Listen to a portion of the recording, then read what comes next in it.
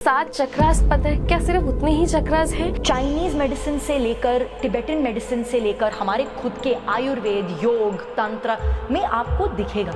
नहीं तो ये कहते हैं कि एक्चुअली हमारे 114 चक्रास हैं। अगर हम बात करें सबसे इम्पोर्टेंट चक्रास, नई चीज करने से पहले थोड़ा सा घबराएगा, पैसा आ जाएगा तो वो वेस्ट कर दिया जाएगा, उस इंसान को डाइजेस्टिव इश्यूज भी आएंगे। आजकल के टाइम में हर कोई इंसान सिक्योरिटी ढूंढ रहा है। हमारे इमोशंस हैं वो सारे हमारे सेक्रल चक्र में स्टोर होते हैं। पर जब इंसान ऑब्सेसिवली मौत के बारे में सोचता है, मणिपुरा चक्र जिसको हिंदी में कहते हैं, उसकी क्या खासियत? अगर आप प्रॉब्लम्स देखें जैसे हेमोरॉइड्स हो गया, पाइल्स हो गया, डाइजेशन इश्यूज हो गए, अगर एक एमेथिस्ट को नहीं पता कि उसका अहंकार या ईगो आइडेंटिटी क्या है, वो एमेथिस्ट कैसे बनेगा? अगर एक क्वार्ट्ज को नहीं पता है कि उसका अहंकार आइडेंटिटी क्या है, वो एक क्वार्ट्ज कैसे बनेगा? कि अगर ईगो नहीं है तो ह्यूमन सर्वाइव नहीं कर सकते। मेरी सारी फ्रेंड्स को लड़के पसंद करते थे, मैं छोटी सी लड़की थी, हम लाइक मम्मा बट कोई बॉय मुझे देखता भी नहीं है। जैसी मैं हूँ मैं अच्छी हूँ, जैसा मैं हूँ मैं स्मार्ट हूँ, मैं काफी हूँ।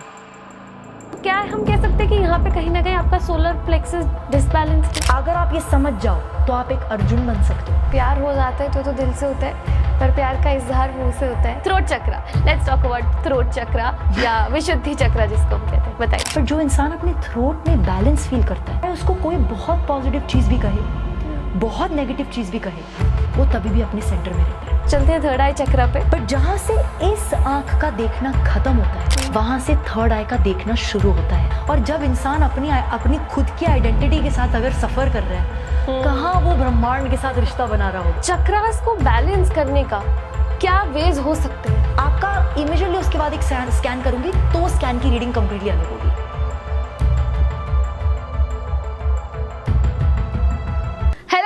वेलकम बैक टू कार्मिक कृत्य हिंदी पॉडकास्ट। नमस्कार आप सभी लोगों का, कैसे हैं आप सब, बताइएगा। और आज का जो हमारा पॉडकास्ट है, आज का जो हमारा एक एपिसोड है, बहुत सारी अकल साइंसेस पे हमने फोकस किया है। ज़्यादातर हमने एस्ट्रोलॉजी पे फोकस किया है, ज़्यादातर हमने न्यूमरोलॉजी, वैदिक एस्ट्रोलॉजी, ऐसी साइंसेस पे फोकस किया है जो आपकी प्रॉब्लम्स को कहीं ना कहीं समझ के आपको एक रेमेडी दे रही है, राइट। बट कहीं ना कहीं हम सब जानते हैं कि हमारे अंदर ही वो सब चीज़ें हैं, हमारी कॉन्शियसनेस में वो सब चीज़ें हैं जहाँ से शायद हम अपनी लाइफ की हर प्रॉब्लम, चाहे फिजिकल, चाहे इमोशनल, चाहे मेंटल, किसी भी तरीके की प्रॉब्लम्स को सॉल्व कर सकते हैं। हमारे को शायद उस कॉन्शियसनेस की कमी है, कह सकते हैं। तो आज का जो हमारा एपिसोड है ना, आज के हमारे एपिसोड में हम एक ऐसी ही चीज़ के बारे में बात करने वाले हैं जिसको लेकर इतने मिसकंसेप्शंस हैं कि हमारा चक्रा ब्लॉक हो गया। क्या चक्रा ब्लॉक हो भी सकता है? क्या है ये चक्रास? कितने चक्रास हैं? What exactly is the science behind this chakra? बहुत सारे लोग बिल्कुल आम तौर पर आराम से बैठे एक यूट्यूब पे चक्रा मेडिटेशन ऑन कर शायद ये समझते हैं कि उनका चक्रा अनब्लॉक हो गया। बट क्या ये सच है? क्या उन चक्रास की सिग्निफिकेंस हमारी लाइफ में फिजिकल लेवल के साथ साथ इमोशनल लेवल्स पर भी है? ये सब चीज़ों को समझने के लिए आज जो हमारे साथ गेस्ट है, मैं ये कहूँगी कि हमारे साथ जो गेस्ट हैं उनके साथ हम already 2-3 podcast of camera record कर चुके हैं, बिकॉज हमने इतनी बातें करी हैं और उन बातों का भी कोई अंत नहीं हुआ है। और सबसे बड़ी बात मैं यही कहूँगी कि उनसे बात करना इज़ मेरे लिए एक सौभाग्य, because I am learning so much from her. तो मुझे पता है बहुत सारे लोग कमेंट्स में लिखते हैं कि रितिका आप ज़्यादा फ्लैटरिंग मत क्या करो, बट मैं फ्लैटर नहीं कर रही हूँ। आप जब गेस्ट से मिलेंगे आपको खुद ही ये फीलिंग आएगी, and I am pretty sure कि आप ऑलरेडी उन्हें जानते होंगे। सो आज जो हमारे साथ गेस्ट हैं उनका नाम है Mihir Malik, and I am so happy to introduce you to Karmik Kritya. Welcome to Karmik Kritya ma'am. Thank you so much. और आपसे बेहतर मैं खुद इस तरीके का इंट्रोडक्शन नहीं दे सकती थी। ब्यूटीफुली पुट, बहुत बहुत बढ़िया, थैंक यू सो मच। तो अब हम अपना पॉडकास्ट अगर स्टार्ट करें तो सबसे पहले सबसे बड़ी मिसकंसेप्शन यही है कि चक्रास हमारे ब्लॉक हो जाते हैं। इस बात में कितनी सच्चाई है? ये क्योंकि आपके इंट्रोडक्शन में था और क्योंकि ये आपका सबसे पहला सवाल था, लिटरली मैं अपने सारे वर्कशॉप्स, रिट्रीट और अपनी रिसर्च के ज़रिए यही जान पाई हूँ कि ये कहना ही एक गलती है कहीं ना कहीं। मैं क्यों कहूँ ये, बिकॉज मेरा ये बिलीफ सिस्टम और मेरे खुद की चक्रा मेडिटेशन अनुभव, रिसर्च, थ्योरेटिकल, प्रैक्टिकल, हर चीज़ से मैं एक डिस्कवरी पर आई हूँ। और वो ये है, जैसे हमारा सोलर सिस्टम में सूर्य है, और सूर्य के आगे पीछे सारे ग्रह मूव कर रहे हैं, बट सूर्य वो फिक्स्ड पॉइंट है। उसी तरीके से जैसे ये डिफरेंट, हर प्लैनेट की, हर ग्रह की एक एनर्जी है और वो एनर्जी मूव करती है, उसी तरीके से हमारे सिस्टम में भी एनर्जी के ग्रह हैं, अगर हम इस तरीके से देख पाए तो। अगर वो ऊपर आसमान से हमारी बॉडी तक इफेक्ट आ सकता है, तो वेरी मच जो हमारे खुद के अंदर इंटरनली एनर्जेटिक लेवल्स पे चल रहा है वो समझना बहुत जरूरी है।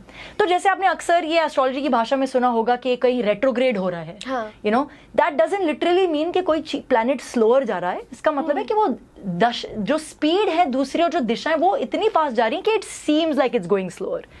सेम तरीके से चक्र सिस्टम में जब आप अपने डिफरेंट लेयर्स ऑफ एनर्जी को देखो, हो सकता है कि आपके फॉर एग्जाम्पल थ्रोट में बहुत ही स्ट्रॉन्ग एम्पावर्ड एक्टिव एनर्जी है, और हो सकता है कि आपके बेस ऑफ द स्पाइन में लोअर एनर्जी है, एक्टिव नहीं है, एनर्जेटिक नहीं है। तो मैं इससे थोड़ा रिफ्रेन करती हूँ कहने से कि चक्रास ब्लॉक्ड हैं। मुझे मोस्ट डेफिनेटली अपनी रिसर्च से ये रियलाइज होता है कि चक्रास अंडर एक्टिवेटेड या ओवर एक्टिवेटेड हो सकते हैं या बैलेंस्ड हो सकते हैं। ऑलराइट, तो अगला सवाल यही रहेगा कि चक्रास, जो हमारे को 7 चक्रास पता है, क्या सिर्फ उतने ही चक्रास हैं, या जैसे लोग कहते हैं कि बॉडी के बाहर, ऊपर और नीचे भी और चक्रास हैं? तो हमारे टेक्निकली एक सिस्टम, ये जो हम आजकल जो एक सिंप्लीफाइड सिस्टम की जो हम बात करते हैं, जो रेनबो कलर की एक स्कीम में है, from infrared light to ultraviolet light, ये है हमारे 7 चक्रास। बट ये एक वेस्टर्न मेथोडोलॉजी से सिंप्लीफाई किया गया है। पर अगर आप मल्टीपल सिस्टम्स ऑफ थॉट को देखें, आप अगर हमारे तांत्रिक सिस्टम्स को देखें, अगर बुद्धिस्ट वज्रायना सिस्टम को देखें, तो चक्र सिस्टम जैसी चीज चाइनीज मेडिसिन से लेकर, टिबेटन मेडिसिन से लेकर, हमारे खुद के आयुर्वेद, योग, तंत्र में आपको दिखेगा। बट उसका रूप, उसका कलर, उसका सिग्निफिकेंस हर सिस्टम में थोड़ा सा डिफरेंटली एक्सप्लेन्ड है। And from what I understand also, जो 7 का सिंबलिज्म है, that is to simplify things for us at a gross level. एक ग्रॉस लेवल पे समझने के लिए उसको सिंप्लीफाई किया गया है। नहीं तो ये कहते हैं कि एक्चुअली हमारे 114 चक्रास हैं, जिसमें माइक्रो चक्रास भी हैं, यू नो, टाइनी चक्रास, जैसे आपके यू नो ईयर में हो गया या आपके टोज में हो गया। जैसे हम रिफ्लेक्सोलॉजी करते हैं, वो उन्हीं एक्यूपंक्चर हो गया, एक्यूप्रेशर हो गया, वो उसी एनर्जी पॉइंट्स पे हम काम करते हैं, क्योंकि हमारी नाड़ी से ये कनेक्टेड होता है। तो सिंप्लीफिकेशन प्रोसेस से द 7 सिस्टम इज ग्रेट, वो हमें काफी हद तक हमारी एनर्जी समझाता है। बट हमारे माइक्रो मैक्रो बहुत सारे चक्रास हैं। Alright, so let's talk about the 7 basic जो हमारे चक्रास, जो लोगों को बहुत नॉर्मली समझ आते हैं। अगर हम बात करें सबसे इम्पॉर्टेंट चक्रा से, ज़्यादातर लोग ऊपर से नीचे जाते हैं, बट ऑफ कोर्स जो मैं कहूँगी कि सबसे, जिसका नाम ही मूलाधार है, कि द बेस, द फाउंडेशन, आप उस चक्रा के बारे में बताइए। सो इस सिस्टम की अगर हम बात करें, जो हमारी 7 चक्रास हैं वो denoted with the 7 colours of the rainbow हैं, राइट। हम रूट चक्रा मूलाधार से लेकर सहस्रार तक पहुंचते हैं, which is the 1000-fold lotus chakra, which is over a little bit over the head. जब हम छोटे बच्चे होते हैं तब हमारा एक फॉन्टेनल करके एक एरिया होता है जो बड़ा सॉफ्ट होता है, तो दैट्स एक्चुअली द एरिया जहां ऊपर, जिसके ऊपर हमारा क्राउन चक्रा होता है। नाउ जब हम मूलाधार चक्रा की बात करते हैं, ये हमारी बेस ऑफ द स्पाइन पर है, बट एक्चुअली इस एरिया को पेरिनियम कहते हैं, जो हमारे जेनिटल एरिया और एनल ओपनिंग के बीच का एरिया है, जिसको आप यू नो कॉन्ट्रैक्ट कर सकते हैं। फॉर एग्जांपल फिजिकल लोकेशन ये है। नाउ अगर आप प्रॉब्लम्स देखें, जैसे हेमोरॉइड्स हो गया, पाइल्स हो गया, डाइजेशन इश्यूज हो गए, यू नो लेग्स में वीकनेस आ रही है, नी इश्यूज हैं, बहुत सारी प्रॉब्लम्स आपको इस फिजिकल पोजिशन ऑफ चक्रा और इसके इम्बैलेंस से आपको महसूस हो सकती हैं। And each of the chakras में ये अलग किस्म की फिजिकल मैनिफेस्टेशंस आती हैं बॉडी में। बट एक चक्रा सिर्फ फिजिकल एनर्जी सेंटर नहीं है। जैसे आपने खुद कहा, एक chakra is literally means the spinning wheel, correct, right. Now इसका मतलब क्या है कि यहां पर एक मूवमेंट है, right. Chakra is a moving wheel, right, and there is a that wheel has an energy moving through it. So अब क्या होता है, कहीं ना कहीं मान लो एक रास्ते पे एक व्हील चल रहा है और उस रास्ते में कुछ कंकर पत्थर आते हैं या एक बड़ी सी ईंट आ जाती है, तो ऑब्वियसली वो एक व्हील में थोड़ा सा डिस्टर्बेंस आती है ना मूवमेंट में. सेम तरीके से हमारी फूड चॉइसेस, हमारी नरिशमेंट एक्सरसाइज चॉइसेस, हमारे बैकग्राउंड, फैमिली बैकग्राउंड, जो ग्रॉस लेवल पे चीजें हमें इफेक्ट करती हैं, वो हमारे सटल एनर्जी सिस्टम को भी इम्पैक्ट करता है. तो अगर हम पर्टिकुलरली मूलाधारा को देखें, इसका रिलेशनशिप हमारी सेंस ऑफ सेफ्टी से है. ओके. क्या हमें अपने शुरुआत के जो फॉर्मेटिव ईयर्स 0 से लेके 7 तक हमारा अपनी माँ बाप के साथ रिश्ता कैसा था? क्या हमने फैमिली में एक फाइनेंशियल अबंडेंस देखी या हमने स्कार्सिटी देखी? क्या हम सिर्फ सर्वाइवल, हमारी फैमिली क्या सिर्फ एक सर्वाइवल मोड पे जी रही थी और ये देख रहे थे कि कहाँ से अगली रोटी कहाँ से मिलेगी? सो इस किस्म का स्ट्रेस जहाँ पर बेसिक नीड्स नहीं मेट होती हैं, लाइक सर्वाइवल नीड्स, जैसे हमारी कपड़ा हो गया, फूड हो गया, शेल्टर हो गया, दिस रियली इम्पैक्ट्स द मूलाधार और द रूट चक्रा. तो हमारा रूट चक्रा इससे इम्बैलेंस होता है. बट अगर हमारा रिलेशनशिप हमारे पेरेंट्स से अच्छा होता है और हमारे केयर गिवर्स ने हमारे लिए एक सेफ इन्वायरमेंट बनाया होता है और हमारी बेसिक नीड्स प्रोवाइडेड होती हैं, तो लेस लाइकली है कि हमें हमारे रूट चक्रा में इम्बैलेंसेस महसूस होंगे. ऑलराइट. इसका कहीं ना कहीं हमारे लोगों के साथ बिहेवियर पे भी बहुत इफेक्ट पड़ता है. अगर फॉर एग्जांपल हम ये लें कि किसी का रूट चक्र अगर डिसबैलेंस्ड है, तो उसमें उस इंसान को क्या क्या प्रॉब्लम्स देखने को मिल सकती है, emotional and physical both levels? So definitely ये होगा कि इंसान हर नई चीज करने से पहले थोड़ा सा घबराएगा. उसके टेक्निकली हम कहते हैं ना कि हमारे पैर लड़खड़ा गए, फॉर एग्जांपल ये कहते हैं हम, because the feet are related to the root chakra. जैसे एक पेड़ के रूट्स होते हैं, हमारी जो टांगे हैं वो इस शरीर के रूट्स हैं. तो कहीं ना कहीं हमारा फाउंडेशन शेकअप हो जाएगा, तो वो रूट्स भी तो उस फाउंडेशन के अंदर शेक होंगी. इस तरीके से अगर मैं कहूं, दैट पर्सन जिसके साथ कभी ऐसे टाइप ऑफ इम्बैलेंसेस या सिचुएशंस हो जहां पर उसका रूट चक्रा स्टेबिलिटी से फॉर्म नहीं हो पाया, वो इंसान कहीं ना कहीं रिलेशनशिप्स में या अदर लोगों में या फ्रेंडशिप्स में आउटसाइड ऑफ फैमिली हमेशा एक सेंस ऑफ सेफ्टी ढूंढने की कोशिश करेगा. उस इंसान का मनी के साथ काफी अप एंड डाउन रिलेशनशिप चलेगा. वो मनी क्या होएगा कि कमी पड़ेगी और हमेशा महसूस होता रहेगा कमी होगी, और जब ज्यादा पैसा आ जाएगा तो वो वेस्ट कर दिया जाएगा. वो पैसा ऐसे गायब हो जाएगा बिकॉज उन्हें सडनली ये फीलिंग आएगी कि आई हैव इनफ, और फिर वो उस पैसे को फिजूल चीजों पे खर्च कर देंगे. So you will find that very often. And उस इंसान को डाइजेस्टिव इश्यूज भी आएंगे. उस इंसान को ये पैटर्न्स में स्पेसिफिकली इश्यूज आएंगे कि उन्हें हमेशा ये लगेगा कि वो सेफ नहीं है. उनको रिलेशनशिप्स में भी सारा टाइम ये फील होगा कि वो सेफ नहीं है. तो वो सिमिलर जो एक्सपीरियंसेस हैं लाइफ के अनसेफ्टी के, वो लाइफ में प्ले होते रहेंगे. और जब तक हम ये समझेंगे नहीं कि क्या कारण था जिसकी वजह से हम अनसेफ फील करते हैं, हम उसका कोई समाधान नहीं निकाल सकते. आई थिंक आजकल के टाइम में हर कोई इंसान सिक्योरिटी ढूंढ रहा है, या कहीं ना कोई पैसे से रिलेटेड इशू, रिलेशनशिप से रिलेटेड इशू, कोई भी ऐसी चीज़ से रिलेटेड इशू है. तो क्या ये कहना सही है कि आजकल मैक्सिमम लोग अपने रूट चक्र के डिसबैलेंस से परेशान हैं? आई वुड से कि ये एक बहुत बड़ा पार्ट हो सकता है, क्योंकि कहीं ना कहीं हम, अगर मैं इस यंग जनरेशन को देखूं, हम ऐसी एक स्पेस में हैं जहां हम पुराने ख्यालात को छोड़कर एक नए विजन से चलने की कोशिश कर रहे हैं. हम ग्लोबल एक्सपोजर बहुत ज़्यादा है, इंफॉर्मेशन ओवरलोड भी है, तो कहीं ना कहीं उसमें एक स्टेबिलिटी और एक ग्राउंडिंग नहीं मिल रही है. ये तो सच है ही. बट इसीलिए ये जो एंशिएंट विजडम है ये अपने अलग रूप में वापस आ रही है. ये मेरे मुंह से एक नए जरिए और एक नई तरीके से बाहर आ रही है. बट योगी और तांत्रिक प्रैक्टिशनर्स तो ये बड़े सालों से जानते हैं.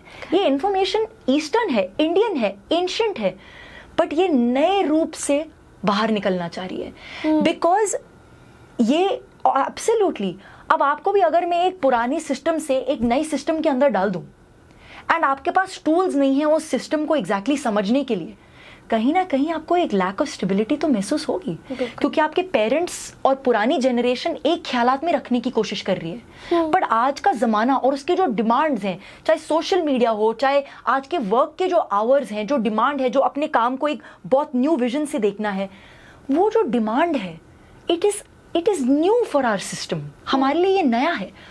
तो ऑब्वियसली उसमें एक सेंस ऑफ इंस्टेबिलिटी फील होगी। बट ये इसके सेम रिपरकशंस नहीं है जिस तरीके के वो रिपरकशंस हैं जो इंसान के फर्स्ट 7 ईयर्स फॉर्मेटिव ईयर्स में होगा। उसमें इंसान को ये परपेचुअल प्रॉब्लम हो सकती है। यहाँ पर ये सिर्फ एक फेज है जो इवेंचुअली डिसॉल्व होके मूव होगा। यस, अगले चक्रास पे हम चलते हैं। तो रूट चक्रा के जस्ट ऊपर बताइए, उस चक्रा का नाम भी बताइए, हिंदी इंग्लिश दोनों में बताना। बिल्कुल, जैसे आपने मूलाधार की बात करी, जो रूट चक्रा है ये स्वादिष्टान है, लिटरली स्वा which is the self, right, and स्थान जो स्पेस सीट है। तो technically Swadhisthana is the seat of the self, जहां पर हमें एक्चुअली अपनी डिस्कवरी होती है 7 ईयर्स ऑफ एज की बाद। कहा जाता है कि हर चक्रा का कहीं ना कहीं ग्रॉस लेवल पे, बॉडीली लेवल पे हर 7 ईयर्स में एक शिफ्ट आता है। This is what is believed. And मान लीजिए अगर ये एक ना फिक्स सी बाउंड्री नहीं है 7 साल की, पर आप ये जरूर देखेंगे कि रूट के इम्बैलेंसेस ज्यादा आते हैं जिसके चाइल्डहुड में उसको ज्यादा प्रॉब्लम्स आई होती हैं। 7 to 14 देखा जाए तो वो भी एक बहुत ही वल्नरेबल एज है, because that's also the age जहां पर हम चाइल्ड लाइक क्वालिटीज से एडोलेसेंट टाइप की क्वालिटीज में जा रहे हैं। एंड इसको इंग्लिश में सेक्रल चक्रा भी कहते हैं, बिकॉज इट्स रिलेटेड, इसकी position is related to the sacrum, the lower spine. And यहां पर हमारे सारे रिप्रोडक्टिव ऑर्गन्स का प्ले आता है। एंड जैसे हमारा जो रूट चक्रा है वो हमारी बेसिक नीड से रिलेटेड है, उसमें फूड, शेल्टर, बट सेक्स भी एक बेसिक नीड है, सर्वाइवल नीड है, राइट, इसलिए तो प्रोक्रिएशन होता है। सेक्रल चक्रा उससे अवेयरनेस में एक कदम आगे है। वो सेक्सुअलिटी से रिलेटेड नहीं है, वो सेंसुअलिटी से रिलेटेड है। एंड सेक्सुअल और सेंसुअल दो डिफरेंट चीजें हैं। सेक्सुअल का जो एनर्जी प्रिंसिपल है वो है सर्वाइवल, वो है प्रोक्रिएशन। सेंसुअल का जो प्रिंसिपल गाइडिंग फोर्स है वो है creativity, sexuality but with a creative aspect. तो not just the procreative part, but ये हमारी जो सेक्सुअल तत्व है, ये जो एनर्जी है, हम इससे इस दुनिया में क्या क्या क्रिएट कर सकते हैं। सो आइडियाज एंड हमारे इमोशंस भी हमारे लोअर बेली में स्टोर्ड होती हैं। इसलिए अक्सर आपने सुना होगा लोग कहते हैं कि कुछ भी कर लो बट ये लोअर बेली कम नहीं होती है, बिकॉज लोग उसको सिम्टोमेटिकली एब क्रंचेस कर करके निकालने की कोशिश करते हैं, बट एक्चुअली जो हमारे इमोशंस हैं वो सारे हमारे सेक्रल चक्रा में स्टोर्ड होते हैं। एंड जब तक हम इमोशनल लेवल पे काम ना करें, वो जिद्दी, फिजिकल बॉडी भी उतनी फिजिकली जिद्दी रहती है, क्योंकि हमने उसके एक लेयर को, जो इमोशनल लेयर है, उसको बहुत टाइम तक इग्नोर करा हुआ है। And the connection of the sacral chakra, क्योंकि ये वूम स्पेस भी है, हमें लगता है सिर्फ एक औरत में एक वूम होती है, गर्भ होता है, बट ये सच नहीं है। सेक्रल चक्रा तो मैन वुमन किसी भी जेंडर में होता है। इंपॉर्टेंट बात समझना ये है कि एक एनर्जेटिक वूम भी है ये। सो एक आदमी का भी अपनी माँ से कनेक्शन वूम के जरिए बना है, एक औरत का भी कनेक्शन उसकी माँ के जरिए वूम से बना हुआ है।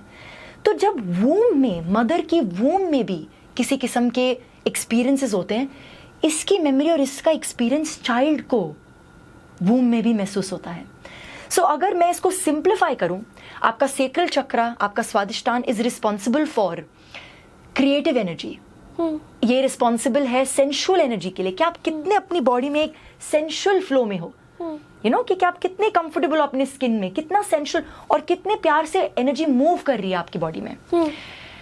एंड क्योंकि इसका कनेक्शन बर्थ से है, जीवन से, एक्सपेंशन से, इसका जो शैडो साइड है वो कहीं ना कहीं फियर ऑफ डेथ भी है। तो जब कहीं ना कहीं किसी इंसान को डेथ को लेकर काफी सारी ऑब्सेसिव थॉट्स आती है ना, कि ये हो जाएगा, मैं मर जाऊंगा, मेरा एक्सीडेंट हो जाएगा, मेरे साथ ये हो जाएगा, एक मौत से डर तो नेचुरल चीज़ है, वो तो सबको ही होती है, अपने आप को सेल्फ प्रिजर्व करते हैं, सर्वाइवल इंस्टिंक्ट है ये। पर जब इंसान ऑब्सेसिवली मौत के बारे में सोचता है तो कहीं ना कहीं इसमें एक इम्बैलेंस सेक्रल चक्रा में भी महसूस किया जा सकता है, जो कि फिजिकल मैनिफेस्टेशन में एडिक्शन के रूप में भी पाया जाता है। ओके। सो जब लोगों को बहुत ही इंटेंस एडिक्शंस होते हैं, pornography addictions, substance addictions, sexual addictions, food addictions, इनका एक रिलेशनशिप है इमोशन से। एंड क्योंकि उनका एक रिलेशनशिप इमोशन से है एंड हम उसके साथ डील नहीं करते, हमें पता ही नहीं अपने इमोशन से क्या करना है, एग्जैक्टली उसका मैनिफेस्टेशन एडिक्शन के रूप में बाहर आता है। ऑलराइट, अगर हम बात करें जैसे सैक्रल चक्र में आपने बताया एडिक्शन का, और कहीं ना कहीं इसका बहुत हद तक लेना है हमारे हाउ वी परसीव हमारी सेंशुअल एक्टिविटीज़ को। अगर हम इसके ऊपर चलें, अगर हम बात करें सोलर प्लेक्सस चक्र के बारे में, मणिपुरा चक्र जिसको हिंदी में कहते हैं, उसकी क्या खासियत है? हाँ, ब्यूटीफुल नाम। मणि मतलब मणि को अगर हम कहें तो एक जूल होता है, जी। पुर मतलब सिटी, लाइक शहर। अच्छा। तो Manipur literally is the city of jewels, okay. और the city of the shining jewel. ठीक है। एंड ये बहुत ही ब्यूटीफुल है, क्योंकि जैसे हमारा सेक्रल हमारी बेली बटन से करीब 4 फिंगर्स बिलो है, उसी तरीके से हमारा जो मणिपुर चक्र है वो हमारे सोलर प्लेक्सस की नर्वस गैंग्लिया की मीटिंग पर है। सो ये ऑर्गन नहीं है टेक्निकली, बट ये बहुत सारे नर्व्स की मीटिंग पॉइंट है। ठीक है। And it is important because ये नर्वस सिस्टम से रिलेटेड है, ये हमारे डाइजेशन से रिलेटेड है, हमारे गट इंस्टिंक्ट जिसको कहते हैं उससे रिलेटेड है, हमारी आइडेंटिटी फॉर्मेशन से रिलेटेड है। तो अगर हम वापस उस एज वाले आइडिया कॉन्सेप्ट में जाएं, 14 to 21 वो एज होती है जहां पर हम अपने आप को डिस्कवर कर रहे हैं, जहां पर हमारी आइडेंटिटी फॉर्मेशन होती है। एडोलेसेंस के बाद ही तो हम अडल्टहुड में आते हैं, राइट? सो कहीं ना कहीं वहां पर एक मैं कौन हूं, who am I, identify with, हमारी सेक्सुअल आइडेंटिटी होती है, हमारी एक इमोशनल आइडेंटिटी होती है, हमारी एक फिजिकल आइडेंटिटी होती है, हमारी बॉडी के अलग अलग कैसी लगती है मुझे मेरी बॉडी, हमारा वर्कआउट सब शुरू होता है इस एज के अंदर, 14 और 21 के बीच में। हमारे इंटरेस्ट इस एज में स्ट्रांगली डेवलप होते हैं 14 और 21 के बीच में। सो मेरे एक गुरु हैं जो बहुत ही ब्यूटीफुल चीज़ कहते हैं, क्योंकि ये कहना ज़रूरी इसीलिए है कि जो हमारा सोलर प्लेक्सस है वो हमारे ईगो, आइडेंटिटी, अहंकार से भी रिलेटेड है। बट वो हमेशा एक खूबसूरत चीज़ कहते थे, और उन्होंने मुझे एक क्लास सिखाई थी क्रिस्टल्स और जेमोलॉजी की, जिसमें उन्होंने ये बताया कि वी थिंक अहंकार is a bad thing, but कहते हैं कि अहंकार is not a bad thing. He says because अगर एक एमेथिस्ट को नहीं पता कि उसका अहंकार या ईगो आइडेंटिटी क्या है, वो एमेथिस्ट कैसे बनेगा? और अगर एक क्वार्ट्ज को नहीं पता है कि उसका अहंकार आइडेंटिटी क्या है, वो एक क्वार्ट्ज कैसे बनेगा?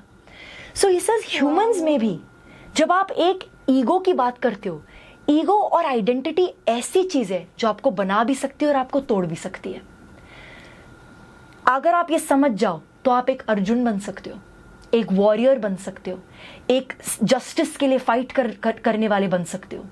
पर अगर आप शैडोज में रहते हो तो आप एक पावर मेगलोमेनियक बन सकते हो, एक पावर ऑब्सेस्ड इंसान बन सकते हो। एक घमंड हो सकता है आपको, एक मैं ही सही हूं और बाकी सारे गलत हैं। करेक्ट। ये आइडेंटिटी फॉर्मेशन भी हो सकती है आपके अंदर। तो ये है जिस तरीके से हमारा सोलर प्लेक्सस की मैनिफेस्टेशन हमारी लाइफ में होती है। या तो हम बहुत ही आइडेंटिटी में आकर जस्टिस पे काम करते हैं, या तो हमारी एक विजन होती है, या तो एक लीडरशिप क्वालिटी होती है, या तो हम पावर ऑब्सेस्ड हो जाते हैं, दूसरों को गिराने के बारे में सोचते हैं, अपने आप को आगे देखना चाहते हैं सिर्फ। So this is the way that the solar plexus energy functions. I think आपने बहुत प्यारी बात करी है अबाउट ईगो। अगर हम देखें तो आजकल एक जो बहुत मूवी फेमस हो रही है inside out 2 which talks about the emotions, उसमें भी जैसे एक बहुत ही लोगों ने जिस चीज़ को कैप्चर किया कि anxiety is trying to protect us, और तब हमें एंजाइटी फील होती है। उसी तरीके से अगर हम ईगो की बात करें तो मुझे ऐसा लगता है कि ईगो ना एक बहुत डुअल माइंडसेट है हमारे ही माइंड का, जिसमें हम उसको सिर्फ ये पता है कि क्या सही है गलत, उसके लिए कुछ ग्रे एरिया नहीं है, उसके लिए ब्लैक एंड वाइट है। और जहां उसको ये लगता है कि हमारी इमेज नीचे हो रही है, हमारी ईगो अप हो जाती है कि नहीं ये इंसान खराब नहीं है, वी आर समथिंग, आप अपने आप को कम कैसे कह सकते हो। और जैसे आपने बोला, कई बार मुझे ऐसा लगता है कि अगर ईगो नहीं है तो ह्यूमन सरवाइव नहीं कर सकता। बिल्कुल, क्योंकि I think it is very necessary for survival. पर उसी के साथ साथ आपके हिसाब से आपको कब लगता है कि एक ईगो सर्वाइवल की जगह एक डिफेंसिव बन जाती है और वो उसी को खराब कर जाती है? When is that point? I think that पहली बात तो मुझे लगता है ये बहुत ही रेकरिंग फिनोमेना है, मुझे लगता है ये बहुत नॉर्मल है जी। बिकॉज देखो सिंपल सी बात है, अगर आप इस पल पे हो जहां पर आप डिस्कवर कर रहे हो कि आप कौन हो, आपके बिलीव्स क्या है, आपको क्या म्यूजिक सुनना पसंद है, आपको अगर आप इसको टाइमलाइन में भी लेके जाओ, क्या आपको याद है एडोलेसेंस में कैसे पूरी दुनिया गलत लगती थी और हम ही सही लगते थे? और अगर आपके साथ नहीं हुआ हो, आई एम श्योर ये अदर टीनेजर्स के साथ हुआ हो। इसको मैंने बहुत खूब तरीके से किसी को कहते हुए सुना है कि जो एक एंड कहते हैं कि बहुत सारे एडोलेसेंस में भी एक सुसाइडल टेंडेंसी पैदा होती है। So what I have heard someone beautifully say from obviously a personal spiritual standpoint, जो वो कह रहे हैं कि शायद वो जो एक अपने आप को मारने की जो फीलिंग है वो एक्चुअली एक फिजिकल मैनिफेस्टेशन नहीं है, वो अपने आप के पुराने वर्जन को किल करने की फीलिंग है, बिकॉज आपकी आइडेंटिटी चेंज हो रही है एंड आप बच्चे थे और आपको अब बड़ा होना पड़ रहा है, तो ऑफ कोर्स स्ट्रेस होगा। हमारी बॉडी में ऐसे हार्मोन्स पैदा होते हैं इस टाइम पे जब स्ट्रेस पैदा होता है। नाउ इस टाइम पे अगर आपके इन्वायरमेंट में और अगर आपकी आदतों में इस किस्म का सपोर्ट नहीं है जो इस चेंज को एक कैसे कहें, एक सेफ्टी नेट, या सेफ्टी नेट भी ना कहूं तो एक कंफर्टेबल स्पेस अगर उसके लिए बने, अगर आपको लगता है कि आपका आप होना ही दुनिया के साथ एक कांस्टेंट बैटल है, तो ऑफ कोर्स ये फॉर्मेशन इजीली नहीं हो सकती है। It is not easy. तो it's a very tender age, it's a very dangerous time. 14 to 21 is a dangerous time. पहली बार हमें ये एहसास होता है कि हमें किसी के लिए फीलिंग्स हो सकती हैं। Exactly. हमें ये फील होता है कि मुझे कोई पसंद क्यों नहीं करता, क्योंकि मेरी लाइफ की बड़ी प्रॉब्लम थी ये। मेरी सारी फ्रेंड्स को लड़के पसंद करते थे, मैं छोटी सी लड़की थी, हम लाइक मम्मा बट कोई बॉय मुझे देखता भी नहीं है। इससे क्या होता है, आपके वर्थ पर एक क्वेश्चन आता है, am I not good enough? Exactly, क्या मैं गुड इनफ नहीं हूं? तो जब ये सवाल आपके अंदर आते हैं, सोसाइटी और हमारे एजुकेशन सिस्टम ये आंसर्स हमें देने के लिए इनफ नहीं, वो इनफ नहीं है। बिकॉज अगर मैं देखूं तो अगर मेरे अंदर ये सवाल आया कि I am not beautiful enough, system तो आज की दुनिया में यही दिखाता है ना कि इतने पतले हो तो ये ब्यूटीफुल है, इतना ये खाओ तो ये, ऐसी स्किन है, कोरियन स्किन है तो ब्यूटीफुल है। बट अगर मुझे कोई ये समझाता, मेरा एजुकेशन सिस्टम, या अगर एक यंग इंसान को ये समझ आए, because in the end of the day solar plexus की डेवलपमेंट कहीं ना कहीं वर्थ से है। अगर आपको अपनी, अगर कॉजेज एंड कंडीशंस ऐसे हों जिसमें आपको अपनी वर्थ समझ आ जाए कि आई एम इनफ, जैसी मैं हूं मैं अच्छी हूं, जैसा मैं हूं मैं स्मार्ट हूं, मैं काफी हूं, तब आपकी वो फॉर्मेशन एक शैडो वे में नहीं बट एक ब्यूटीफुल लाइट वे में होगी। बट ये कहने का मतलब नहीं है कि हर इंसान डायरेक्टली लाइट में स्टेप इन कर देगा। करेक्ट। शैडोज को मिलना जरूरी है, शैडो से तो खासकर मिलना इस लेवल पे जरूरी है, क्योंकि असली शैडो वर्क तो सोलर प्लेक्सस के लेवल पे ही होता है। अपने आप को तोड़ना पड़ता है उसके लिए। मैं कौन हूं, मैं क्या सोचती हूं, मैं किस किस्म की इंसान हूं, मुझे क्या पसंद है, क्या नहीं पसंद है। तो जब ये डीप लेवल का शैडो वर्क होता है, अपने अंदर को जानने के लिए, अपनी अच्छी क्वालिटीज भी देखना, अपनी बुरी क्वालिटीज भी देखना, पर तभी भी अपने आप को एक्सेप्ट करना as a whole human being, यही सारा डिसर्नमेंट का काम है जो सोलर प्लेक्सस के लेवल पर होता है। सो क्या ये कहना ठीक होगा कि अगर कोई इंसान अपने पॉजिटिव को एक्सेप्ट कर लेता है पर नेगेटिव को एक्सेप्ट करने में उनको वो चीज़ बहुत हर्ट करती है कि नहीं मेरे अंदर कोई वीकनेस, जैसे बहुत एक आम तौर पे मैं एग्जांपल लूँ, अगर किसी से पूछा जाएगा कि स्ट्रेंथ क्या है तो उनके पास लिस्ट ऑफ स्ट्रेंथ्स होती है, पर किसी से पूछा जाए वीकनेस तो उनको पता ही नहीं होता, उन्हें लगता है मैं अपना वीकनेस बताऊंगा तो मैं बहुत कमज़ोर दिखूंगा। तो क्या हम कह सकते हैं कि यहाँ पे कहीं ना कहीं आपका सोलर प्लेक्सस डिसबैलेंस्ड है? I would say, I mean मैं प्रूफ के साथ नहीं कह सकती, बट मैं ये ज़रूर कह सकती हूँ कि ये एक्सप्लोर किया जा सकता है।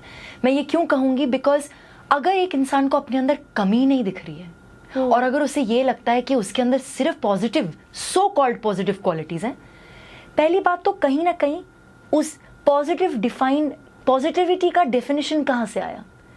Societal, correct? Exactly. जिसका मतलब है कि सोसाइटी कहीं ना कहीं हावी है उस इंसान पर, एंड अगर वो सोसाइटी हावी है, आपको लगता है उसकी आइडेंटिटी फॉर्मेशन बहुत कंफर्टेबली हुई होगी? नहीं। सो अगर एक इंसान अपने अंदर नेगेटिव क्वालिटीज या सो कॉल्ड नेगेटिव क्वालिटीज या से शैडो, इसलिए मैं शैडो प्रेफर करती हूँ क्योंकि ये अनसीन होती है, ये थोड़ी सी अनइंटीग्रेटेड होती हैं। मैं ये नहीं कहूंगी कि ये नेगेटिव है, बट ये थोड़ी अनइंटीग्रेटेड, जिनसे हम थोड़ा छिपते हैं, हम कहने से कतराते हैं, different kind of qualities, you know, then definitely कहीं ना कहीं ये एक्सप्लोर किया जा सकता है। ऑल राइट, मूविंग ऑन, हम अगले चक्रा पे चलते हैं, बात करते हैं एक ऐसे चक्रा के बारे में जिसको सुन के सबको ये लगेगा कि ये कहीं ना कहीं हमारे प्यार से रिलेटेड है, बट और भी चीजें होंगी। तो हार्ट चक्रा के बारे में हम बात करते हैं, बताइए। माय फेवरेट, हार्ट चक्र को अनाहत कहते हैं, विच लिटरली मीन्स वो साउंड जो बजाई नहीं जा सकती, अनस्ट्रक साउंड। अच्छा, हाँ जी। सो इसी से हमें ऑलरेडी पता चल जाता है कि इसमें एक अनकंसीवेबल सी क्वालिटी है, इनकंसीवेबल सी क्वालिटी है, जिसको हम, पार्डन में अगर मैं गलत शब्द इस्तेमाल कर रही हूँ, बट ऐसी चीज जो हम फुल्ली नहीं समझ सकते हैं, because what is an unstruck sound, right? What is an unstruck sound, हमने तो सुना नहीं। For me every sound happens by its frequency, and it's like the meeting of something, right? Exactly. So unstruck sound, so it already has this larger than life, मतलब एक larger than life feeling है already इसकी। Obviously इसकी physical location आपके heart center पर है। Unlike जो most people सोचते हैं कि इसका relationship है सिर्फ worldly relationship से या बाहर outward love से, इसका actual relationship आपके खुद inner love से है। बिकॉज जो इंसान इनर लव समझेगा वो आउटर लव भी समझेगा, बट ये भी एक जर्नी है। तो अब आप देखें तो we are looking at the years of 21 to 28, जहां पर मोस्ट लाइकली किसी का पहला डीप रिलेशनशिप होता है। मोस्ट लाइकली हमारे यंगर एजेस में, जैसे टीनेजर्स में हमारे रिलेशनशिप्स होते हैं, बट कहीं ना कहीं 20s में एक अवेयरनेस आ जाती है और एक लव के ऊपर एक ओपनिंग आती है, एक एक्सपेंशन होता है किसी किस्म का, जो हम पहले मम्मी पापा की तरफ, दोस्तों की तरफ समझते हैं, पर वो माइंड शिफ्ट होने लग जाता है। पार्टनर चाहिए, किसी के साथ ये एक्सपीरियंस करना है, ये शिफ्ट होने लग जाता है। बिकॉज नेचुरली एक एब्राहम मैस्लाव का अगर आप हायरार्की ऑफ नीड्स भी देखो, उसमें भी एक तरीका है ट्रांसेंड होने का, अपवर्ड्स।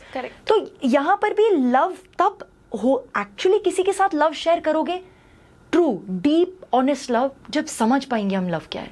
exactly. और अभी इस पल में मेरे लिए कहना बड़ा आसान है, बट ये समझना बहुत टाइम लगा, बहुत टाइम। और मुझे ये कहने में बिल्कुल शर्म नहीं होती, इवन दो मैं बहुत ही लविंग फैमिली से आती हूँ। सेल्फ लव क्या होता है ये समझना बहुत ही डिफरेंट सब्जेक्ट है। I'll share one incident with you. मेरे को बहुत ज़्यादा क्राइंग हॉरेबली, मतलब कि जैसे बस सांसें ही रुकनी बच गई हैं, अब ऐसा रोना, ठीक है। और I am a very sensitive person, तो बड़ी जल्दी रोना आ जाता है, but of course a lot of changes. आज के टाइम पे अगर मैं बात करूं, आज से 10 साल पहले सेंसिटिविटीज़ बहुत ज़्यादा ही सेंसिटिव थी, अब इतनी नहीं है, but still I was crying. और अननोइंगली मैं शीशे के सामने आ गई, मेरा जो केबिन है वहाँ पे एक शीशा है, तो मैं शीशे के सामने आ गई अननोइंगली, एंड मैंने बस अपने आप को देखा, एंड मैंने इससे पहले कभी ये महसूस नहीं किया रोते हुए। I was standing in front of the mirror, आंखों में आंसू आ रहे हैं, शक्ल लाल हो चुकी है पूरी, and my eyes met with the mirrors की eyes, and for couple of seconds मैं बस उन आंखों में खो गई कि ये लड़की कौन है, ये लड़की को क्या हो गया। और मैं ये रियलाइज कर रही थी, like I was going inside me, और मुझे नहीं पता, बहुत टाइम नहीं हुआ होगा, 2 मिनट, आंसू कहाँ गए मुझे नहीं पता, बिकॉज सडनली मुझे ऐसा लगा कि सब चीजें जो इस दुनिया में एक्सटर्नल फैक्टर्स थे जिसकी वजह से नितिका रो रही है, वो इतना इम्पोर्टेंट है कि वो अपनी ऐसी हालत बना लेगी, क्या उसके लिए वो इम्पोर्टेंट नहीं है।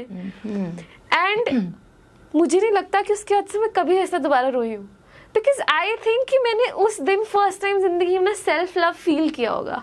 उससे पहले आई डोंट थिंक सो मुझे पता भी था कि करते कैसे, टू बी वेरी ऑनेस्ट। आपकी उम्र क्या थी? 23। So between 21 and 28. It's like कुछ टाइम पहले ही हुआ है. I am still 23 only, but कुछ टाइम पहले ही हुआ है. बट ऐसा होता था कि मैं बहुत जल्दी रो देती थी और मतलब ऐसा. बट उसके बाद से आई फील कि बहुत कोशिश करी है कि वही सेम चीज़ पर रोना आ जाए, बट आ ही नहीं रहा. क्योंकि बार बार ना मेरी वर्थ आ जाती है बीच में कि इज इट सो वर्दी कि मैं अपने because see as a therapist और someone who is learning all of these things ना, वो ये समझने की कोशिश करते हैं क्या वो चीज़ इतनी इंपॉर्टेंट है कि तुम रो रो के अपने लंग्स खराब करोगी. क्या वो तुम अपने हार्मोन्स खराब करोगी. Is it that important. और कहीं ना कहीं मैं कहूँगी इसमें मेरा एक बिलीफ जो है शिव जी के साथ वो भी था, बिकॉज पीछे शिव जी के ही मंत्र चल रहे थे. तो I think that supports. But आपने जैसे सेल्फ लव कहा ना कि बहुत टाइम तक लोगों को नहीं पता होता. मुझे तो बिल्कुल नहीं पता था. मुझे ऐसा लगता था नहीं, मेरी खुशी, my mother is happy, I'm happy. If I have a partner, if he's happy, I'm happy. If I have friends, I'm happy. उस दिन मुझे फर्स्ट टाइम ना वो आंखों में देख के चला कि नहीं, अगर ये लड़की खुश है ना तो इसकी मम्मी भी खुश हो सकती है, इसके दोस्त भी खुश हो सकते हैं. So that I think that is a very important topic कि सेल्फ लव सब सच में लोगों को नहीं पता. So beautiful you say this because आप भी उस 21 और 28 की रेंज में ही हो, 23, right.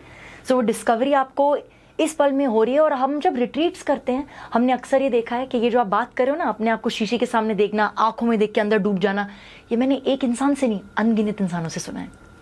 So many people have talked about this experience कि फाइनली जिस दिन उन्होंने अपने आप को डीपली देखा, इसका एक पीरियड है, ये पीरियड आता है. वही तो मैं कह रही हूँ, एक क्रोनोलॉजिकल, जितना ये एनर्जेटिक है, ये कहीं ना कहीं क्रोनोलॉजिकल भी है. अब इस समय पर मान लो आपको आपके सेल्फ लव तोड़ने की इतनी सारी बतेरे एक्सपीरियंसेस आए जा रहे हैं. कहीं ना कहीं वो सेल्फ लव टूटेगा, राइट. बट इसी टाइम पर अगर कॉजेज एंड कंडीशंस और फैक्टर्स ऐसे हुए जिसकी वजह से सेल्फ लव ब्लूम हो सकता है, तो वाओ. इसीलिए बहुत सारी, अगर आप देखो प्रीवियस जनरेशन के पेरेंट्स थोड़ा सा डिफरेंटली पेरेंट कर रहे हैं, तो आजकल बहुत सारे जेनजी में लॉट्स ऑफ कॉन्फिडेंस है. यू नो, अगर मैं देखूं कि 20 इयर्स समथिंग्स मैं मिलती हूँ और यार मैं तो 20s में ऐसी नहीं थी, लोगों को लगता है शायद मैं थी, बट मैं ऐसी, ये तो नहीं विचार था मेरा. रिसेंटली मेरी एक चक्रास की मैंने एक वर्कशॉप सिखाई, वहां पर 22 साल की लड़की थी. और मैंने अपने आप को सोचा यार 22 साल में मैं क्या कर रही थी, why was I not doing this when I was 22. So this is really beautiful. At the same time हमारा जो अनाहता है वो ट्रस्ट से भी रिलेटेड है. तो कहीं ना कहीं एक जो ये सेंस ऑफ जो लोगों के साथ हम ओपननेस का रिश्ता बनाते हैं, वो भी हमारे बैलेंस्ड अनाहता से ही आता है. एंड सबसे खूब बात अगर मैं कहूँ, हमारी पूरी बॉडी पार्ट का जो अंग देता है और रिसीव करता है वो हमारी बाजू है. एंड ब्यूटिफुली हमारे हैंड्स और हमारी बाजू हमारे हार्ट चक्रा के कनेक्शन में है. करेक्ट. तो अगर हम इस अवेयरनेस से किसी को कुछ दें और उस अवेयरनेस से कुछ लें, ईच टाइम ये हार्ट चक्रा की हीलिंग होती है. I am giving with awareness, I am taking with awareness. और क्योंकि कुछ लोग ऐसे अपने आप को लेबल करने लग जाते हैं, you know I am a giver, मैं तो सिर्फ गिवर हूं, मैंने तो कितना करा है लोगों के लिए, अब मैं थक गई हूं. हाँ. अगर आप जेन्युइनली गिविंग की एनर्जी में अवेयर थे, उससे आप नहीं थक सकते. एंड अगर ये लैक ऑफ अवेयरनेस है, या अगर लैक ऑफ अवेयरनेस या कंपल्शन से दे रहे हो क्योंकि किसी ने तुम्हें ये दिखाया कि देना सही है या उससे तुम्हारी वैल्यू बढ़ेगी, फिर तुम थकोगे क्योंकि उसके एंड में कुछ आउटकम है, कुछ सोच है. पर अगर अपने एक्सपेंशन और अवेयरनेस से दोगे, अनाहता एक्सपैंड ही होता रहेगा और वो एनर्जी कहाँ कहाँ तक पहुंच सकती है. मैं अक्सर भी ये सवाल पूछती हूँ अपने हाथों को पीछे करके, अगर एक डांसर डांस करे और वो डांसर सिर्फ ये सब चलाए, आपको एक ग्रेस नहीं फील होता, क्योंकि ग्रेस आता ही तब है जब हाथ आगे आते हैं. So true. सो ग्रेस की जो क्वालिटी है वो भी दिल से निकलती है बाहर. And that's why it is so important कि आप हर समय जब भी कुछ दे रहे हैं और जब कुछ ले रहे हैं उसको ग्रेसफुली करें, क्योंकि उसमें ही हार्ट चक्रा की काफी हद तक एक्सपेंशन क्वालिटी है, पॉसिबिलिटी है. So true. इसी से एक चीज़ याद आती है, बचपन से ना I have been a classical dancer. और एक क्लासिकल डांसर के लिए सबसे इम्पॉर्टेंट चीज़ जो उसको डे 1 से सिखाई जाती है, हैंड मूवमेंट्स, मुद्रास. और मेरे पास पिक्चर्स है मेरी, अभी recently I saw a picture, वहाँ पे मेरा ध्यान कहीं नहीं गया कि मैं किस पोस्चर में बैठी हूँ, मेरा ध्यान यही गया कि मेरे हाथों की movement was so beautiful. And मैंने ना रियलाइज किया कि जब तक मैं ये सब कर रही थी I had a very positive mindset world को लेकर, सब अच्छा है, कुछ हो रहा है, कोई बात नहीं, ठीक है। जब से मुझे ऐसा लगता है मैंने वो चीज़ें छोड़ी है ना, स्ट्रेस लेवल थोड़ा बढ़ते जा रहा है। एंड मेरे हिसाब से मेरा stress buster is dance only, कुछ भी कर लो। सो आई थिंक मुझे उसका जवाब आज मिला है कि it is related to your heart chakra. And heart chakra का हमारे इमोशनली क्या रिलेशन होता है? I mean love already is such a great, इतनी बड़ी रिस्पॉन्सिबिलिटी है। इससे ज़्यादा अगर मैं बोलूँ, लव के surrounding conscious giving, conscious receiving, expansion, connection to nature, compassion, forgiveness. अगर आप एक बहुत ही ओपन नजरिए से देखें, अगर आप एक यूनिवर्स में हायरार्की बनाएंगे ना, तो आपको हमेशा ये महसूस होगा कि मैं फॉरगिव करने वाला हूं और वो फॉरगिवनेस रिसीव करने वाला है। क्योंकि आपने एक हायरार्की बनाई है कि किसी ने मेरे साथ कुछ गलत किया और मैं उसको फॉरगिवनेस दे रही हूं या दे रहा हूं। बट जब हार्ट बहुत एक्सपेंडेड होता है, वो हायरार्की नहीं क्रिएट करता। हार्ट कहता है इस इंसान ने गलती बनाई है, बट मेरे से भी तो गलतियां हुई हैं। उसने मुझे दर्द दिया है, बट मैंने भी तो कभी किसी को दर्द दिया होगा, दिया है।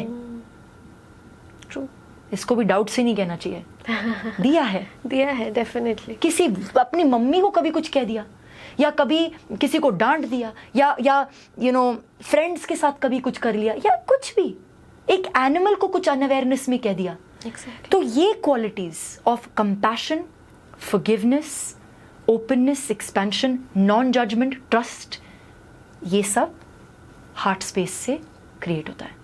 यस। वाह, अब चलते हैं कि जब प्यार हो जाता है तो दिल से होता है, पर प्यार का इजहार मुंह से होता है हमारे। और अगर हम बात करें तो उस मुंह को बोलने तक का हमारे गले से उस स्वर जो आता है, throat chakra. Let's talk about throat chakra या विशुद्धि चक्रा जिसको हम कहते हैं, बताइए। I love that, I love throat chakra because इसमें भी without thinking too much naturally Shiv ji आते हैं। क्योंकि जब अमृत मंथन होता है, तब उस टाइम पे ऑब्वियसली जो विश होता है वो शिव जी अपने गले में रोक लेते हैं और उससे उनका गला ब्लू पड़ जाता है, तो वो नील कंठ हो जाते हैं, ब्लू थ्रोट, राइट। अब जब आप ब्लू इस कलर की बात करें, you know it's beautiful energy की बात करें, और आप विशुद्धि की बात करें, विशुद्धि लिटरली मीन्स टू क्लेंस, शुद्धि करना, शुद्धकरण, राइट, प्योरिफिकेशन। तो ब्यूटीफुल चीज ये है कि बिल्कुल उस प्योरिफिकेशन के नीचे एक फिल्टर है, ठीक है। और जब आपका हार्ट एक्सपैंड हो जाता है, जब आपको अंदर क्वालिटीज ऑफ लव आती हैं, जब आपका दिल खुलता है, जब आप जेंटल हो जाते हो, कंपैशनेट हो जाते हो, नेचुरली आपके इस फिल्टर से जो यहाँ निकलेगा, यहाँ तक पहुंचेगा, वो डेफिनेटली एक, मैं ये नहीं कहूंगी कि हमेशा पॉजिटिव या नेगेटिव नहीं कहूंगी, पर वो इस तरीके से निकलेगा कि उसमें कुछ इंटेंशन है, उसमें कुछ सोच है, अनकॉन्शियस स्पीच नहीं है। अक्सर अनकॉन्शियस स्पीच का मतलब क्या होता है कि इंसान ने कुछ कह दिया बड़े क्रोध में, बहुत बुरी बातें कह दी, बाद में पछतावा कर रहे हैं कि ओ मैंने ये क्यों बोला, right, I should not have said this things. मेरे साथ भी हुआ है, आई डोंट नो आपके साथ कभी लाइफ में हुआ होगा, राइट, हर इंसान के साथ होता है। फिर उसके दूसरा पहलू भी होता है, वो ओवर एक्टिव है। अब अंडर एक्टिव है, जब उस टाइम पे आप कुछ कह सकते थे, आपने नहीं कहा, फिर घर पे बैठ के दिमाग चले जा रहा है, यार मेरे को अब आइडिया आ रहा है, इस तरीके से मैं अपना जवाब दे सकती थी, इस तरीके से मैं अपना जवाब दे सकता था। अंडर एक्टिव थ्रोट चक्रा। तो कहीं कहीं हम इतना कुछ कह देते हैं कि कोई कंट्रोल नहीं है, और कहीं कहीं हम कहना चाहते हैं पर लफ्ज अटक जाते हैं, अंडर एक्टिव।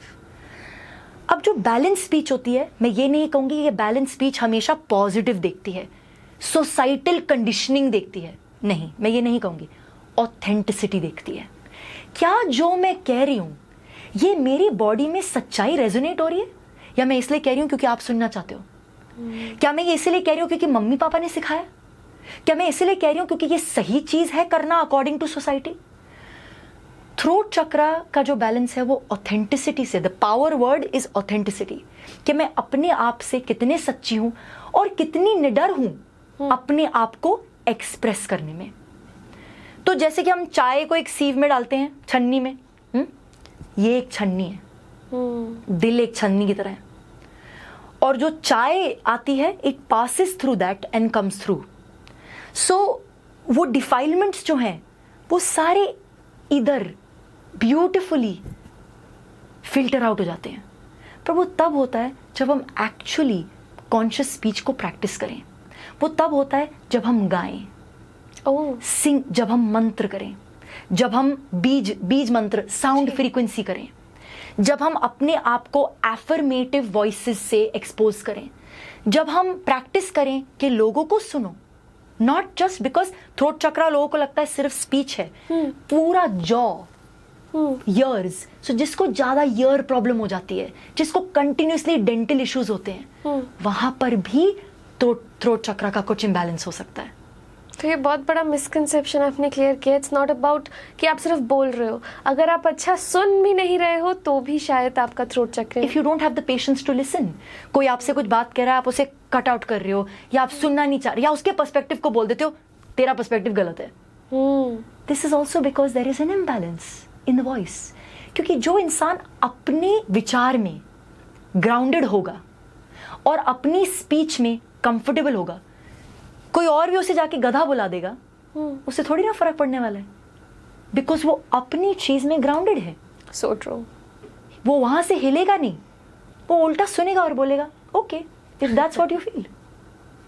अक्सर मेरी बेटी छोटी सी बच्ची है 4 साल की, बट बच्चों को कोई कंट्रोल नहीं होता, हाँ। तो कहते कि तो कुछ भी कह देती है कि आप मुझसे प्यार नहीं करते, या आप मम्मा आप गंदे हो। मैं बोलती हूँ ओके बेटा, मुझे मैं ठीक लगती हूँ, पर अगर आपको गंदी मैं लगती हूँ तो मैं समझ सकती हूँ, दैट्स इट। एक बच्चे के बोलने से थोड़ी ना मैं गंदी हो जाऊंगी, ना एक बुजुर्ग के बोलने से मैं गंदी हो जाऊंगी, किसी और के कहने से। सो ये समझना कि स्पीच सिर्फ एक टूल है। अक्सर जो लोग थ्रोट में इम्बैलेंस्ड होते हैं वो दूसरों के शब्दों से भी बड़े इफेक्ट हो जाते हैं, क्योंकि उनके खुद वहां पर पावर नहीं होती है, तो वो दूसरे के शब्दों से शेक हो जाते हैं। पर जो इंसान अपने थ्रोट में बैलेंस फील करता है, चाहे उसको कोई बहुत पॉजिटिव चीज भी कहे, बहुत नेगेटिव चीज भी कहे, वो तभी भी अपने सेंटर में रहता है।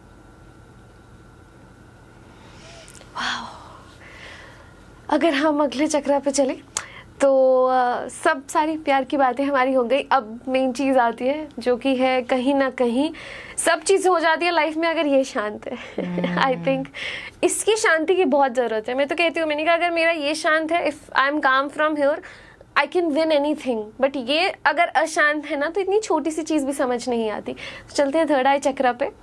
बताइए थर्ड आई चक्रा के बारे में। अगेन शिव जी आ गए हमारे। So beautiful. यहाँ पर शिव, थर्ड आई पर शिव और पार्वती दोनों आते हैं, बट उसके पहले मैं एक छोटी सी कहानी बताना चाहूँगी। बिल्कुल। हमने रिसेंटली एक कॉन्शियस कैंप फॉर किड्स किया था हमारे रिट्रीट सेंटर पे, जहाँ पर हमने सिटी चिल्ड्रन और विलेज चिल्ड्रन को साथ में इंटीग्रेट किया। अच्छा। और मेरे पास एक इंस्ट्रूमेंट है बहुत खूबसूरत, जिसको पल्स ट्यूब कहते हैं, जो बेसिकली फ्रीक्वेंसीज के लिए है। तो हम बेसिकली मैं वो फ्रीक्वेंसीज करके प्रैक्टिस करा रही थी बच्चों को, जहाँ मैंने उन्हें बोला आप अपनी आंखें बंद करो, मैं फ्रीक्वेंसी बजाऊंगी और आप मुझे बताओगे कि आपको अपनी बॉडी में वो फ्रीक्वेंसी कहाँ वाइब्रेट हो रही है। मैं आश्चर्यचकित थी।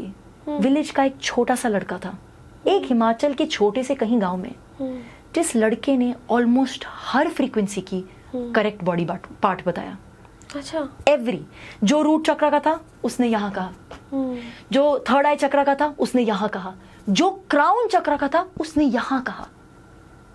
It was for me, this experience was unbelievable. और मैं अकेले नहीं थी, मेरे पास बहुत सारे साक्षी हैं ये देखने के लिए, बहुत विटनेस थे क्लास में, हम करीब 20-25 लोग थे और सभी आश्चर्यचकित थे कि 7 चक्र में से वो बच्चा 4 या 5 बोल पाया।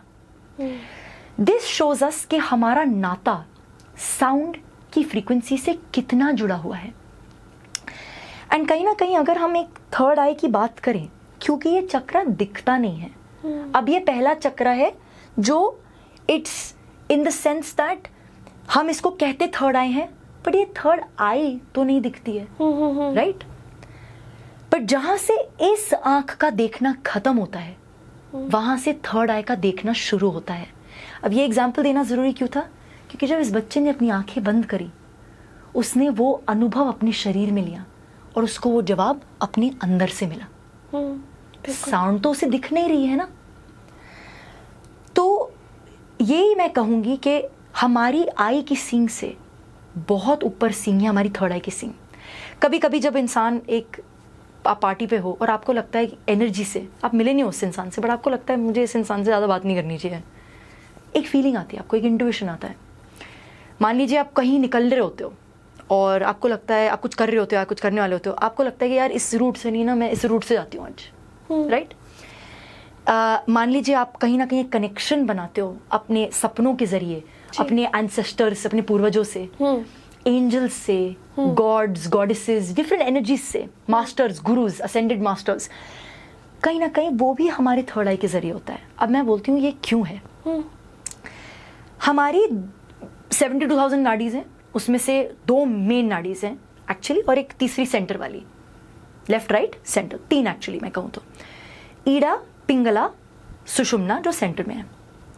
अब पर्पस क्या है कि जो लेफ्ट साइड है वो ईड़ा है, जिसको मून साइड कहा जाता है या फेमिनिन साइड कहा जाता है, राइट साइड है वो पिंगला है और मैस्कुलिन साइड कहा जाता है।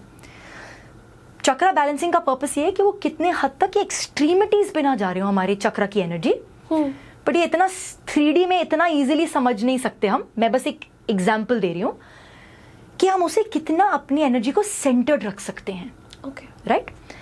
अब आपकी 2 नाड़ीज हैं, जब ये नाड़ीज इंटरसेक्ट होती हैं ये आपके आज्ञा चक्र पे होती हैं। सो वहां पर शिवा और शक्ति, मैस्कुलिन और फेमिनिन, मून और सन, कूलिंग एंड वार्मिंग, ये दोनों एनर्जीज एक दूसरे को इंटरसेक्ट करती हैं। अब इस वाले चक्र पे हमारा सारा बिलीफ सिस्टम जो हम यकीन करते हैं, हम कह पाते हैं, इस वाले चक्र पे हम उसी बिलीफ सिस्टम को तोड़ते हैं। क्यों? क्योंकि ये जो चक्र है ये अवेयरनेस के बारे में है, ये हमारे फोकस के बारे में है, ये हमारे कंसंट्रेशन या ध्यान की पावर है इसमें। तो इस चक्र से हम अब दुनिया को ना कि अपने पीप होल, छोटे नजरिए से नहीं, इस नजरिए को तोड़कर दुनिया को देखते हैं। And that is an expansion. वो एक एक्सपेंशन है क्योंकि मैस्कुलिन और फेमिनिन एनर्जी 2 पर्सपेक्टिव्स जा रही है, क्रिस क्रॉस हो रही है। तो अब आपका दुनिया को देखने का, इसलिए आपकी एक्स्ट्रा सेंसरी पावर हो गई, या आपकी इंट्यूशन हो गई, या आपकी ये हायर एनर्जी वर्क कहते हैं, जिस ओकल्ट भी हो गया या फिलॉसफी भी हो गया, एस्ट्रोलॉजी, काफी हद तक, सबके लिए नहीं कहूंगी मैं, टेक्स्ट बुक नॉलेज नहीं, बट काफी हद तक ये तब लोगों की लाइफ में होता है जब उनकी थर्ड आई में एक एनर्जी रियली थ्रॉब करना शुरू करती है और आपको एक्चुअली फिजिकल फीलिंग की तरह महसूस होगा। कभी आप अगर डीपली देखोगे, कुछ टाइम तक आप एक गुरु के नीचे अगर साधना करे हो बड़े बड़े दिन तक, और आप बहुत डीपली उस साधना में हो, आपको सडनली फील होगा कि इस पूरे एरिया में, डीप इस एरिया में एक न्यू टाइप ऑफ सेंसेशन है, जैसे कि कुछ आपके न्यूरोप्लास्टिसिटी में, आपके कुछ ब्रेन में कुछ चेंज हो रहा है। Okay, it's a very throbby kind of experience. And मुझे ये पहले नहीं पता था, मैंने बहुत लोगों से पूछा, तब पता चला कि यस, थर्ड आई की जब ओपनिंग्स होती हैं वो एक फिजिकल मैनिफेस्टेशन भी होती है। सो क्लोज माइंडेड जो बहुत लोग होते हैं, जो बहुत ही डॉगमैटिक जिसको कह लो ना, कि यही like very closed, usually it is when the third eye is not open to perspective. वो जब क्लियर विजन से नहीं देख रहा है, बट जब इसको हम आई थिंक साइंटिफिक भाषा में ऑल्सो कहते हैं, जब पीनियल ग्लैंड कैल्सिफाइड होता है, राइट? क्या है, वो अंधकार में है, उसको थोड़ा, उसके ऊपर ना सेडिमेंटेशन है, बट अब आप उस सेडिमेंटेशन पे काम करते हो, इसलिए वो थ्रॉबिंग फील होती है, क्योंकि वो हिलने लग जाता है अंदर से। इसीलिए तो जब दुनिया डिस्ट्रॉय करनी होती है, ये भी बहुत खूब है, क्योंकि ये डिस्ट्रक्शन जो है फिजिकल, ये नहीं है कि शिवजी खुले, तांडव हुआ और दुनिया भस्म हो गई। ये डिस्ट्रक्शन जरूर है, बट ये अपने खुद के बिलीफ सिस्टम को डिस्ट्रॉय करने का काम है, अपनी खुद की सोच को डिस्ट्रॉय करने का काम है। तभी आप क्लियर विजन से देख सकते हो। जब तक आप अपने थॉट प्रोसेस से बहुत अटैच्ड हो, आप किसी और का पर्सपेक्टिव देख ही नहीं सकते। करेक्ट, आपको हमेशा वो गलत ही लगेगा। Exactly, so that's where this opening happens. Wow, हर एक चक्रा पे ना मुझे गूज बम्स फील हुए हैं आपकी वजह से, आपने जिस तरीके से उसे एक्सप्लेन किया है। वाओ, सो मेरे को ऐसा लगता है अगर हमने ये 6 चक्रास को अलाइन कर लिया ना, तो होता है ना कि आपने अपनी लाइफ की एक ऐसी कह सकते हो आपने एक स्पिरिचुअल एनर्जीज को समझ लिया है कि आप अपने लाइफ के राजा या रानी खुद बन जाते हो। और राजा और रानी के लिए सबसे ज़्यादा ज़रूरी क्या होता है? क्राउन चक्रा में चलते हैं। आपने क्राउन से पहले जो कहा ये ज़्यादा ज़रूरी है। आपने कहा कि लाइफ के राजा या रानी बन जाते हैं। इसको हम अपनी सेल्फ वर्क की भाषा में सेल्फ मास्टरी बोलते हैं। आप अपनी लाइफ की क्वीन बनते हो, मैं अपनी लाइफ की क्वीन बनती हूँ। We are mastering our own energy ना। आप दर्शकों को इस पल में कहना बहुत ज़रूरी है एक बात। हमें लगता है कि चक्रास अलाइन हो जाएंगे, हाँ, तो हमारी नॉर्मल मेंटालिटी और इतनी सी सोच से हम सोचते हैं कि एक चार्ट देखते हैं हम, उस चार्ट में एक आदमी ऐसे पद्मासन में बैठा है और चक्रास की ऐसे कलर में प्लेसमेंट बनाई हुई है। बिल्कुल। बट जैसे ही मैं वो ग्रहों की बात करती हूँ, स्पाइरलिंग, ये एनर्जी जो है ये स्पाइरल करती है। ये एक 3D, नॉट इवन 3D, एक 2D इमेज नहीं है, राइट? तो टेक्निकली क्योंकि एनर्जी हमेशा मूव करती है, ये एक पल के लिए रुक नहीं सकती है, ये हमेशा हिलती रहेगी। कभी हिलावट यहाँ आएगी, कभी यहाँ आएगी, कभी यहाँ आएगी, कभी यहाँ एनर्जी बढ़ेगी तो कभी यहाँ कम होगी, कभी यहाँ कॉन्ट्रैक्ट होगी तो कभी यहाँ एक्सपैंड होगा। This is how everything is working in the universe, by the forces of contraction and expansion. कभी कभी अगर किसी का बहुत ही ओपन थ्रोट चक्र है, वेरी एक्टिव, कुछ भी कह रहा है, सोचता नहीं है और बड़ा रूड है फॉर एग्जाम्पल, उसको मोस्ट डेफिनेटली इसको कुछ टाइम के लिए कॉन्ट्रैक्ट करना पड़ेगा कि वो किसी और क्लोज जगह को वो एनर्जी भेज पाए। ओके, सो ये एनर्जी है, इसको आप कैसे यूज करते हो उसी को सेल्फ मास्टरी कहते हैं। अब मैं ये नहीं कहूंगी कि चक्रा बैलेंसिंग का लोग काम करेंगे तो सडन उनके सारे चक्रा बैलेंस हो जाएंगे, बिल्कुल भी नहीं कह रही मैं, no claims at all. But आप अपनी एनर्जी से वाकिफ हो जाएंगे, you will start to understand your own energy. अब क्योंकि ये 6 जो है ये फिजिकल प्लेन में है, 7 तक तो काम बहुत करना है और शायद ये जन्म भी काफी नहीं है। हो सकता है इस जन्म तक हम शायद सिर्फ सोलर प्लेक्सस तक ही काम करें, जरूरी नहीं है, बिल्कुल जरूरी नहीं है। मुझे भी फील होता है एक चक्रा बहुत ही मेरे को उसकी पावर फील हो रही है, थ्रॉबिंग सेंसेशन, ओपननेस, पर किसी और टाइम पे कुछ एक्सपीरियंसेस की वजह से उसमें मुझे कॉन्ट्रैक्शन फील हो रहा है, इम्बैलेंस फील हो रहा है। तो ये बिल्कुल हो सकता है बिकॉज आप एनर्जी के साथ खेल रहे हो। Energy is always moving, right? वो हर चीज, इसीलिए फ्रीक्वेंसी का काम है ये। अब फ्रीक्वेंसी किससे बनती है? सोच से, आदत से। बिल्कुल। अब आदत और सोच अगर वाइब्रेशनली इंप्रूव होती रहे तो फ्रीक्वेंसी भी इंप्रूव होती रहती है। अगर हम अंत में पहुंचे क्राउन पे, सहस्रार जिसको कहते हैं, it's like a few centimetres above that fontanelle area, ये चक्र है जो आपकी एनर्जी बॉडी में रहता है, नॉट फिजिकल बॉडी में। इसका कनेक्शन सोर्स से है। तो जो इंसान बहुत ओवरथिंक करता है, आइडियाज नहीं आते हैं, माइंड सारा टाइम नेगेटिव डायरेक्शन में सोच रहा है, पॉजिटिव पॉसिबल ही नहीं है, या यूजफुल, नेगेटिव पॉजिटिव छोड़ दें, अगर हम कहें कि कंस्ट्रक्टिव थिंकिंग नहीं है एंड उससे सफर कर रहे हैं, यू नो, किसी किस्म की मेंटल इलनेसेस ऑल्सो, किसी किस्म के मेंटल इम्बैलेंसेस, ये सब हमारे क्राउन से होते हैं। क्योंकि हम सोर्स एनर्जी, जो यूनिवर्स की एनर्जी है, जिसको आप खुदा कह लो, भगवान कह लो, यूनिवर्स कह लो, कॉस्मोस कह लो, यूनिवर्सल एनर्जी, ये तो सबके अंदर है। जो सन में है, मुझ में है, we are all made up of the same thing. Correct. जब हम अपने आप को इससे सेपरेट कर देते हैं, मैं हूं, पेड़ है, जानवर है, जब हम ये सेपरेशन क्रिएट करते हैं तब हमें ये कनेक्शन सोर्स से नहीं फील होगा। पर जब हमें सोर्स से कनेक्शन फील होगा तो जानवर के दर्द और आपके दर्द में भी फर्क नहीं होगा। आपको feel, because you get connected to everything. और अक्सर आप लोगों की स्पिरिचुअल अवेकनिंग की स्टोरीज में यही सुनते हो, वो ये कहते हैं कि suddenly I felt I was connected to everything. अभी कभी कभी लोग इसको प्लांट मेडिसिन के एक्सपीरियंस में बोल लेते हैं, कभी कभी लोग इसको एक मेडिटेटिव एक्सपीरियंस में कर लेते हैं, कभी कभी लोग इसको एक गुरु के साथ एक इनिशिएशन में एक्सपीरियंस कर लेते हैं। पर आपको जेन्युइनली फील होगा कि आप हर चीज में डिसॉल्व करते हो और हर चीज आप में डिसॉल्व करती है, और आप इस पूरे ब्रह्मांड से सेपरेट आइडेंटिटी नहीं हो। आत्मा, परमात्मा, ये जो हम सब बातें करते हैं हमारे कॉन्टेक्स्ट में है। मैं बहुत नहीं कहूँगी बहुत ज्ञानी हूँ थियोरी में, बट मेरे को अनुभव है एंड ये कनेक्शन का ये एक्सपीरियंस भी करा है मैंने. सो ये तब होता है जब हम अपनी आइडेंटिटी को बहुत डीपली दुनिया की आइडेंटिटी से, ब्रह्मांड की आइडेंटिटी से सेपरेट कर देते हैं. तो इसका काम और इसके बारे में कुछ कहना मैं जितना कम कहूँ बेहतर है, because it's the complex thing to understand. और जब इंसान अपनी खुद की आइडेंटिटी के साथ अगर सफ़र कर रहा है, कहाँ वो ब्रह्मांड के साथ रिश्ता बना रहा होगा. Correct, very true. मैं भी इंसान हूँ, मैं ये बातें समझती हूँ. तो ये एक लाइफ्स वर्क है, और ये लाइफ्स वर्क नहीं है, ये जन्मों का काम है अगर मैं सच बोलूँ तो. वाह. सो अगर हम एक स्पेसिफिक चक्रा की ना बात करें, बिकॉज ज़रूरी नहीं है कि एक सही है दूसरा डिसबैलेंस्ड है तो आप बहुत हेल्दी लाइफ जी रहे हो. अगर मैं बात करूं चक्रास को बैलेंस करने का क्या वेज हो सकते हैं? Beautiful question. बट क्योंकि हम कहते हैं कि आपका चक्रा सिस्टम जो है वो आपकी physical body, mental body, emotional body, spiritual body, astral body, हर चीज़ से रिलेटेड है. आपका हर एक्सपीरियंस डिपेंड करता है. मैं एक रिसर्च टेक्नोलॉजी यूज़ करती हूँ जिसको हम बायोवेल कहते हैं. एक किरलियन फोटोग्राफी पे बेस्ड है.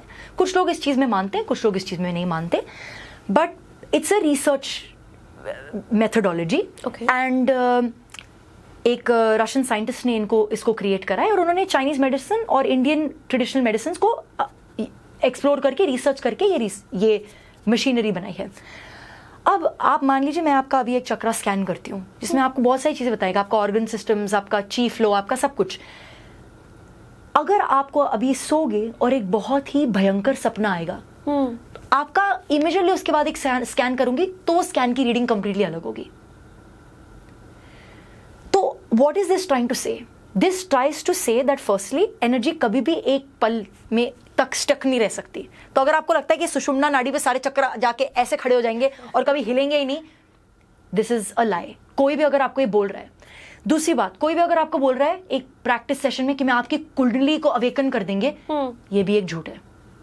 बहुत लोगों को मैंने ये बोलते हुए सुना है, बिकॉज ये नहीं हो सकता. जब तक आप एक गुरु के साथ हो, आपकी एक इनिशिएशन है, आपकी एक प्रैक्टिस है, आपकी उतनी लेवल ऑफ कॉन्शियसनेस है और अवेयरनेस है कि कुंडलिनी समझ भी पाओ आप. बट क्या आपकी कुंडलिनी एनर्जी मूव हो सकती है? यस. ओपन हो गई fully, I am awakened fully, बहुत वक्त लगता है और बहुत साधना लगती है. So ways to balance our chakras. Beauty बात है इस चक्र सिस्टम की कि बहुत वर्सेटाइल सिस्टम है, बहुत वर्सेटाइल है. इसका रिश्ता ग्रहों से भी बनाया जा सकता है. Astrology can also help your chakras in a long way. इसका रिश्ता योग से भी बनाया जा सकता है. तो फिजिकल लेवल पे पर्टिकुलर आसनास होते हैं, प्राणायाम्स होते हैं जो breath work and asana both जो आपको हेल्प कर सकते हैं. इसका रिलेशनशिप एफर्मेटिव वर्क से है, स्पीच वर्क से है, न्यूरो लिंग्विस्टिक प्रोग्रामिंग से भी है.